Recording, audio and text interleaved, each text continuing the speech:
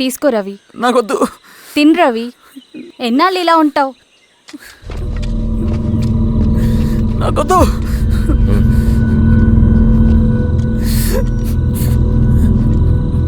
అక్కడ పెట్టేసి తిను.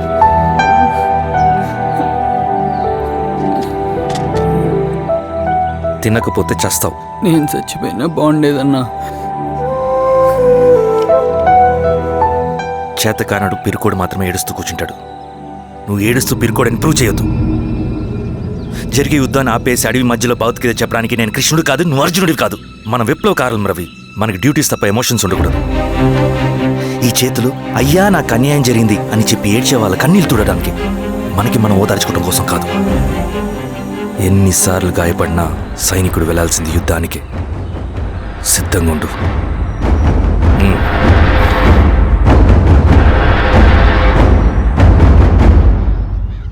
Sebastian, Greyhounds commander. DGP recommendation అంటే చాలా పవర్ఫుల్ అని మీ ఉద్దేశం, కానీ వాడు మీకంటే ప్రతిదానికి ఒక స్ట్రాటజీ ఉంటుంది.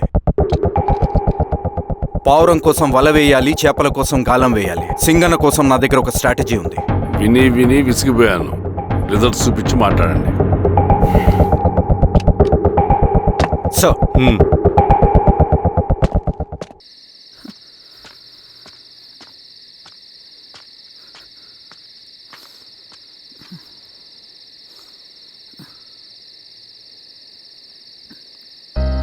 ఏమైపోయావన్నా ఇన్ని రోజులు? అసలు ఎలా ఉన్నావన్నా?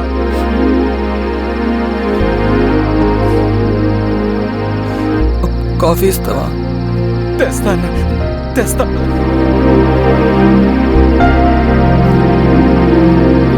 ఇదిగో అన్న.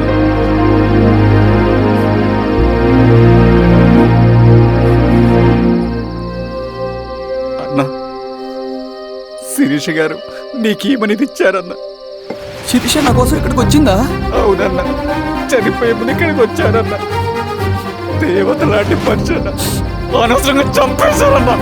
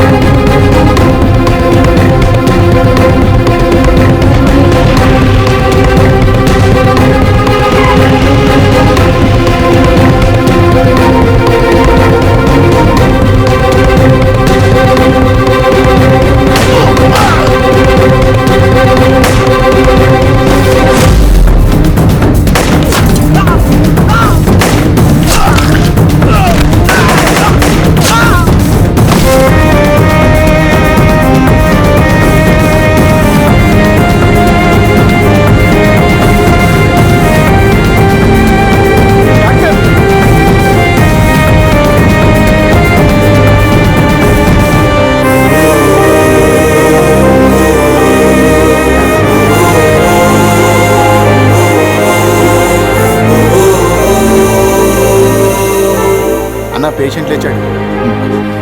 అన్నా అన్నా ఎక్కడికన్నా? పనుంది, ఆగురా. అన్నా రే ఆగు. అన్నా అన్నా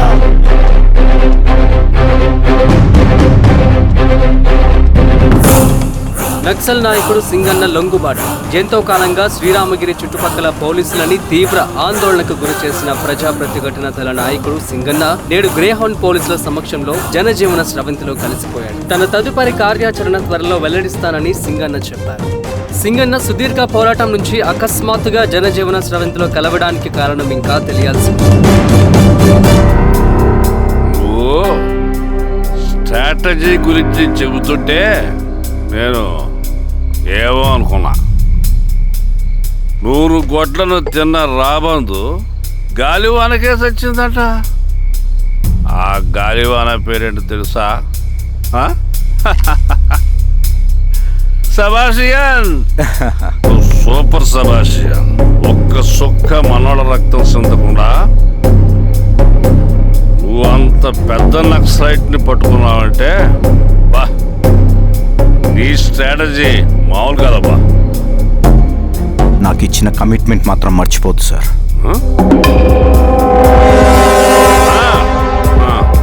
చేసాబో, తీసుకో. పోయొస్తా. సూపర్ అబ్బా, సూపర్.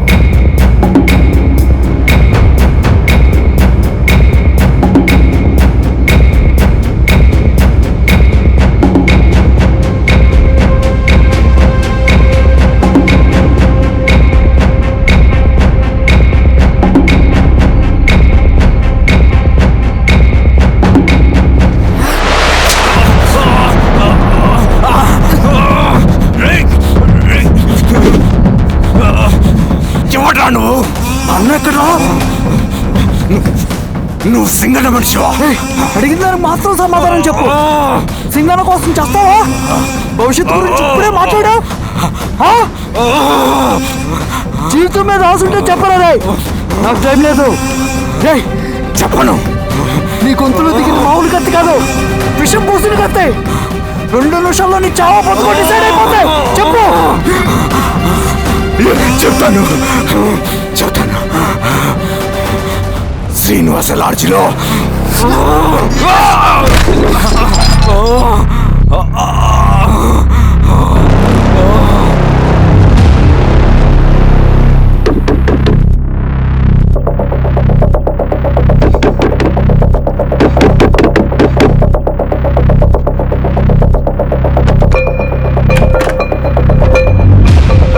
రవి, నువ్వేంటి ఇక్కడ? సర్లే, లోపల.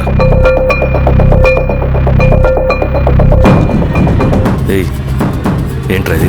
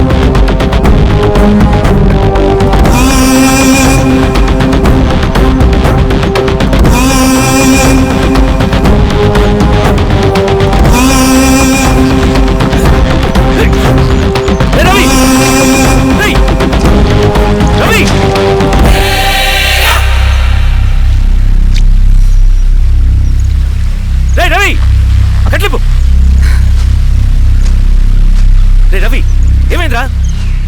వచ్చి కట్లిప్పు. ఏమైందిరా నీకు? కట్లిప్పు. రే, ఆ పోలీసుకు లొంగిపోవటం, ప్రెస్ మీట్లో మాట్లాడటం అంతా నిజం అనుకుంటున్నావా? రే, అవంతా ఒక స్ట్రాటజీరా. యుద్ధంలో శత్రుబలు పెరిగినప్పుడు మనం మొండిగా ఎదురెళ్ళకూడదు, లొంగిపోయినట్టు నటించాలి. అది నిజంగా లొంగిపోవటం కాదురా, శత్రువుని ఏమార్చడం. నేను అదేరా చేశాను. అది నిజం అనుకోకు. ముందు కట్లిపు రవి. విప్లవంలో నష్టం అన్ని వైపు నుంచి వస్తుంది. నువ్వు నేను ఇంకా మిగిలి ఉన్నాం కదా, ఇంకొక దళాన్ని నిర్మితాం, విప్లవాన్ని కొనసాగిద్దాం. ముందు కట్లిపురా. ఏంట్రా నువ్వు మాట్లాడిన ప్రతిసారి నాకు చప్పట్లు కొట్టాలనిపిస్తుంది అన్న. నువ్వు చెప్పేది నమ్మాలనిపిస్తుంది. ఇప్పుడు కూడా నమ్మేవాడిని కానీ ఇది ఆపుతుంది. మతం మత్తుమందు లాంటిదన్నాడు కార్ల్ మార్క్స్. కానీ అంతకన్నా పెద్ద మత్తుమందు కమ్యూనిజం. ఆ కమ్యూనిజం మత్తులో నుండి నిన్ను బయటకు తీసుకురావడానికి బలమైన సాక్ష్యం కావాలని నాకు అర్థమైంది. ఎలక్షన్ నుంచి విత్డ్రా అయ్యాక నేను నా ఫ్రెండ్ స్వప్న వాళ్ళ ఇంటికి వెళ్ళాను. రే అర్జెంట్గా 25 లక్షలు కావాలరా. Thank you.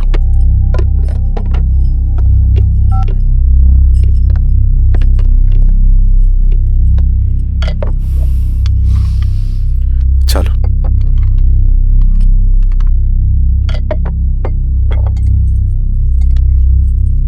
చాలు.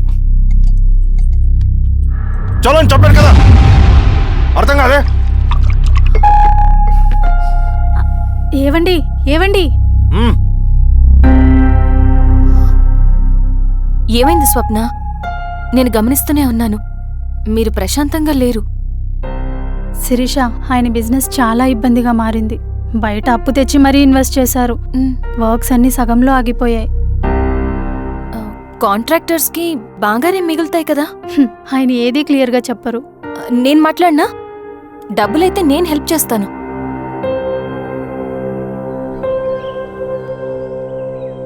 అన్నయ్య, చెప్పమ్మా.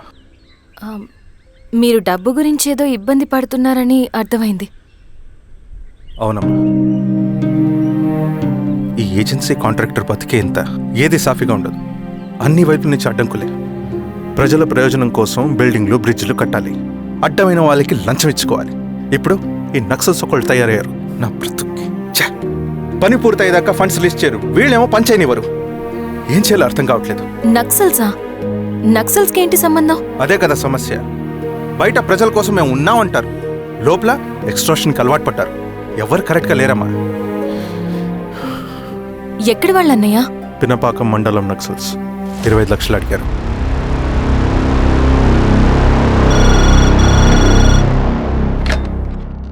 హలో ధర్మ, ఆ సింగన్న దళం గురించి నీకు ముఖ్యమైన విషయం చెప్పాలి. సరే, ఓకే, బాయ్. నీతో పర్సనల్గా మాట్లాడాలి. బయటకెళ్ళు. చెప్పు. అన్నయ్య చనిపోయిన తర్వాత ఎలక్షన్స్లో పోటీ చేసిన నన్ను సింగన్న దళం కిడ్నాప్ చేశారు. కానీ అక్కడ ఒక వ్యక్తిని చూశాను. ఆ వ్యక్తిని అన్నయ్య చనిపోయే ముందు తన దగ్గర డబ్బులు తీసుకోవడం గమనించాను. ఆ క్షణమే సింగన్న దళంపై నాకు అనుమానం వచ్చింది. I'll take care.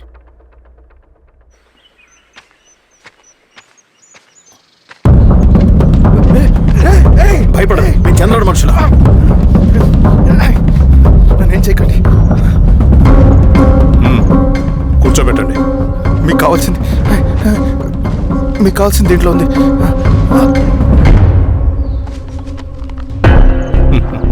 కాంట్రాక్టర్ డబ్బులు కదా, కొత్తగా ఉన్నాయి.